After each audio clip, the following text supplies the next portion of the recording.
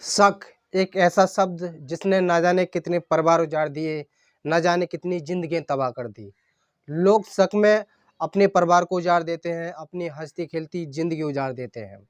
आज जो कहानी हम आपको सुनाने जा रहे हैं, इस कहानी में भी कुछ ऐसा ही होता है। एक व्यक्ति अपनी पत्नी के ऊपर शक करता है। उसे लगता है कि उसकी पत्नी का किसी के साथ अफ़ेयर चल रहा है। इसी के चलते वो अपनी पत्नी को एक लोहे की पेंटी बनवा के देता है। उस लोहे की पेंटी को अपनी पत्नी को पहनने के लिए मजबूर करता है। जब उसकी पत्नी नहीं पहनती है, तब उसके साथ मारपीट करता है और उसे जब तक पीटता रहता है, जब तक वो उसे पहनने को राज़ी नहीं हो जाती। वो पत्नी मारपीट के दबाव में आकर वो उस पेंटी को पहन लेती है और पहनने के बाद जब वो व्यक्ति अपने घर से किसी काम के सिलसिले से जब घर से बाहर जाता था, तब उस पेंटी में ताला लगा के चला जाता था और जब वो वापस आता था, तब उस ताले को खोलता था। इसी बीच पूरे दिन वो उसकी पत्नी ना तो लैट्रिन कर सकती थी, ना टॉयलेट कर सकती थी, कोई भी काम नहीं कर सकती थी जब तक वो ताला नहीं खुलता था। जब इस व्यक्ति की करतूत दुनिया के सामने आई, तब लोग हैरान रह गए कि आखिर कोई व्यक्ति अपनी पत्नी के साथ इस तरह की कैसी दरिंदगी कर सकता है। आदाब, नमस्कार, सत श्री अकाल। आप देख रहे हैं देश है हमसफ़र। साथियों, आज जो सच्ची घटना आपको बताने जा रहे हैं, वह सच्ची घटना मध्य प्रदेश के इंदौर ज़िले की है। इंदौर ज़िले में एक हँसता-खेलता परिवार होता है। परिवार में 5 सदस्य होते हैं। घर के मेन मुखिया का नाम विजय होता है, उसकी पत्नी का नाम प्रियंका होता है। 3 बच्चे होते हैं। एक की उम्र 12 साल, एक की उम्र 8 साल और एक की उम्र लगभग 4 साल होती है। घर का मेन मुखिया विजय होता है, उसका काम ई-रिक्शा रिपेयरिंग का होता है। गाँव में ही उसकी दुकान होती है। वो सुबह घर से निकलता था और सिगरे दिन दुकान में काम करने के बाद शाम को दुकान से वापस आता था। इसी तरह से उसका काम अच्छा चलता रहता है। उसके कुछ दोस्त होते हैं जो विदेश में जाके मेहनत मज़दूरी करते हैं। उसके दोस्त का उसके पास विजय के पास फ़ोन आता है। वो कहता है कि यार विदेश आ जा, विदेश में अच्छा काम धंधा चल रहा है और अच्छी कमाई हो रही है। तू भी अच्छा कमाएगा, अपने परिवार का अच्छे से देखभाल करेगा। इस तरह की जब बातें सुनता है, तो विजय के मन में भी कुछ ख़्याल आते हैं कि क्यों ना विदेश जाया जाए। विजय अपने दोस्त के कहने के आधार पर पासपोर्ट का आवेदन कर देता है। उसके पासपोर्ट का आवेदन स्वीकार कर लिया जाता है। कुछ दिन के बाद उसका पासपोर्ट बन के तैयार हो जाता है। अब विदेश जाने के लिए वीज़े की भी ज़रूरत होती है। अब वो सोचने लगा कि वीज़ा कैसे बनवाऊँ? वीज़े के लिए बहुत सारा पैसा खर्च करना होता है, जो उसके बस की बात नहीं थी कि इतना पैसा खर्च कर पाए। तभी उसका जो ख़्याल होता है विदेश जाने का, वो ख़्याल टूट जाता है, जो उसका सपना होता है, वो टूट जाता है। अब वो सोचता है मैं गाँव में ही मेहनत मज़दूरी करके अपना और अपने परिवार वालों का पालन-पोषण करूँगा और अच्छी ज़िंदगी जीऊँगा। अब गाँव में ही वो अपनी ई-रिक्शा रिपेयरिंग की दुकान पे पूरी शिद्दत से काम करता है और अपने परिवार का पालन-पोषण करता है। एक दिन अपने घर से काम करने के बाद अ, अपने घर से दुकान पे जाता है, दुकान पे जब काम करने के बाद जब घर जाता है, शाम हो जाती है। घर पे पहुँचने के बाद अपनी पत्नी से पानी माँगता है, उसकी पत्नी पानी लाती है और थोड़ी देर के बाद खाना माँगता है। खाना खा के वो सोने बेड पे चला जाता है। बेड पे ही जैसे ही लेटता है, तभी उसकी नज़र एक वॉलेट पे पड़ती है। वो वॉलेट को देखकर उसका दिमाग सनक जाता है। वो सोचने लगता है कहीं मेरी पत्नी मेरे पीठ पीछे किसी के साथ बिस्तर गरम तो नहीं करती है। ये विचार उसके मन में घर कर जाते हैं, ये विचार उसके मन में अब गूँजते रहते हैं। वो सोचता है कि ये वॉलेट मेरा तो है नहीं और ना ही मैंने कभी इस तरह का वॉलेट रखा है। अब उसका जो दिमाग होता है वो सनक जाता है। अब वो दुकान पे जाता है, पर दुकान पे उसका मन नहीं लगता, काम में बिल्कुल मन नहीं लगता। अब इस तरह के उसके जो विचार होते हैं उसके मन में घूमते रहते हैं कि मेरी पत्नी का किसी के साथ अफ़ेयर है। जब मैं घर से बाहर आ जाता हूँ, तब मेरी पत्नी शायद किसी को बुला के उसके साथ गंदा काम करती है। इस तरह के विचार उसके मन में घूमते रहते हैं। अब वो सोचता है कि इसका उपाय क्या क्या अब वो सोचता है कि इसका उपाय क्या किया जाए? तब उसके मन में एक आइडिया आता है। तब वो अपनी पत्नी की एक पेंटी लेके वेल्डर के पास जाता है।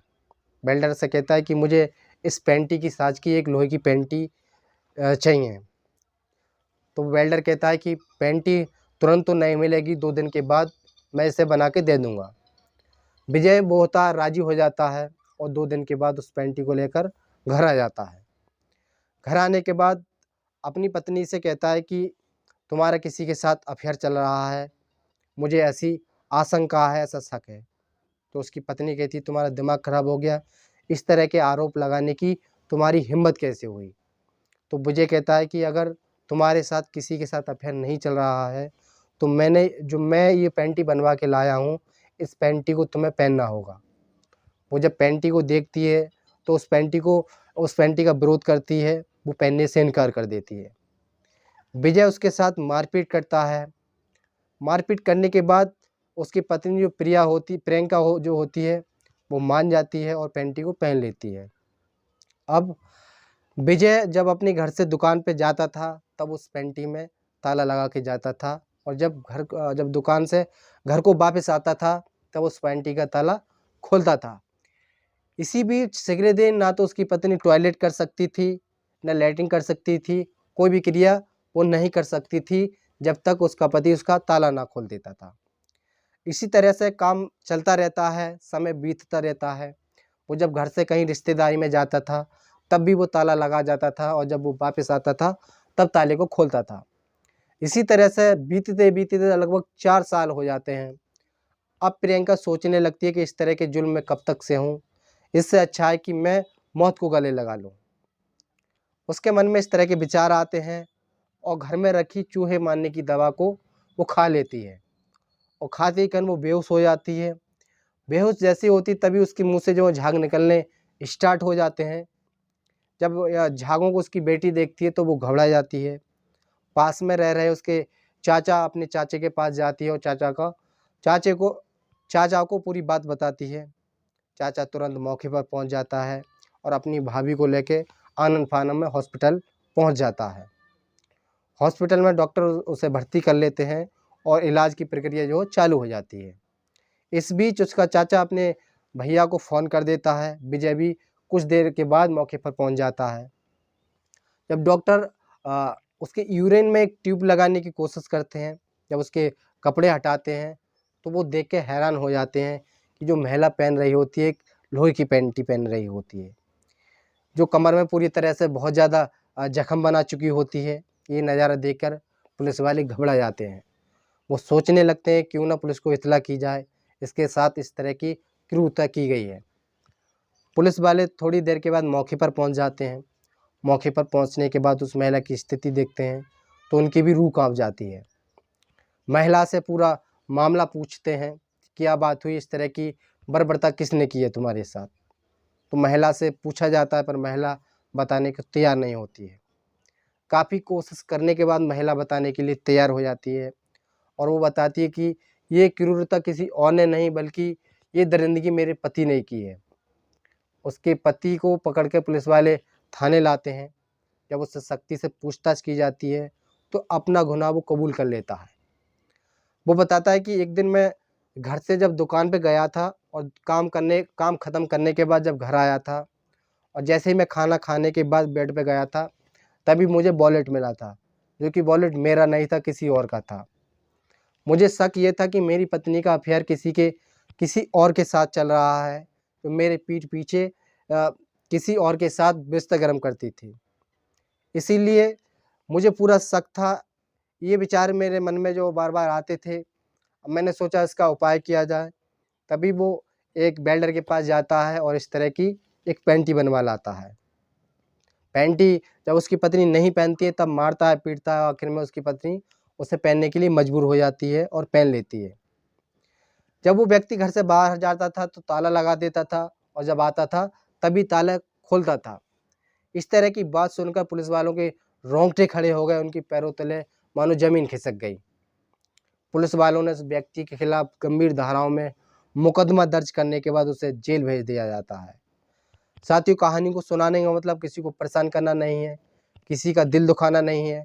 कहानी को सुनाने का मतलब आपको सजग करना है, आपको जागरूक करना है। आप कहीं भी रहें, सुरक्षित रहें, सावधान रहें, अपना और अपने परिवार वाल का ध्यान रखें और देखते रहें देश राज हमसफ़र।